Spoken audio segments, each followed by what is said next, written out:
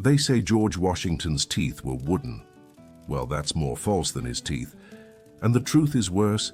It began when he was barely an adult, and it never stopped. Washington's battle with his teeth began early. At just 24, he paid 5 shillings to Dr. Watson to have a tooth pulled. A line written plainly in his diary. It was his first recorded extraction, and the start of decades of suffering that never let him go.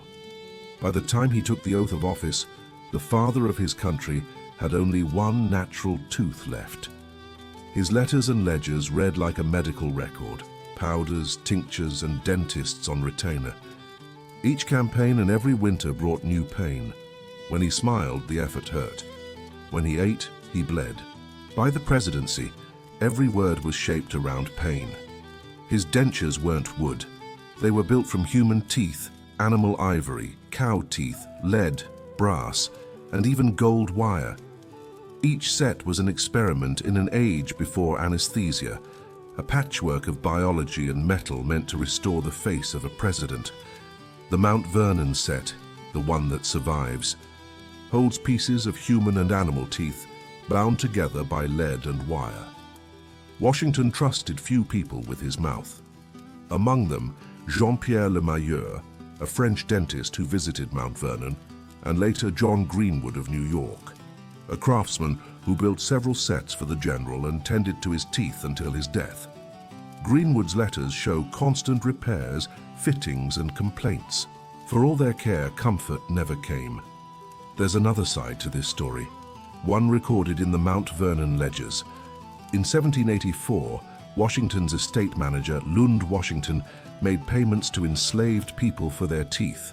A grim transaction, written in ink and silence. Historians debate whether those teeth were fitted into Washington's own dentures or supplied to a visiting French dentist for experiments.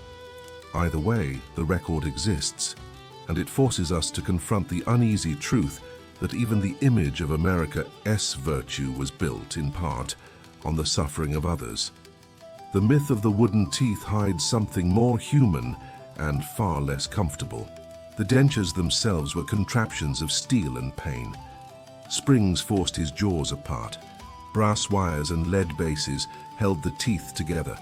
To keep his mouth closed, Washington had to apply constant pressure, a subtle, unending strain that changed the shape of his face and made speech difficult. He wrote to Greenwood that the dentures forced the lips out and begged for adjustments. Each correction came with new pain.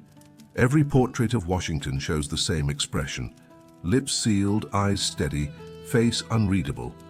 Historians call it dignity, but perhaps it was endurance. When speaking hurt, he spoke less. When smiling hurt, he smiled rarely.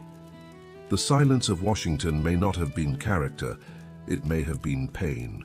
Even on the road, he carried his tools of battle, a traveling dental kit, tooth powder, brush, tongue scraper, and shipments to his dentist for repairs. He treated his mouth as a campaign in itself, a front that never rested. Even Martha eventually needed her own dentures. Her letters mention replacements and adjustments, a reminder that in the 18th century, no rank could spare you from decay. His teeth tell the story of more than discomfort. They tell of the human cost beneath greatness, the quiet endurance behind the marble face. Washington's agony is not a flaw in the myth. It's the thread that makes the myth real. History remembers his victories, his discipline, his dignity. But behind that calm exterior was a man who lived with pain every day, pain he refused to let define him.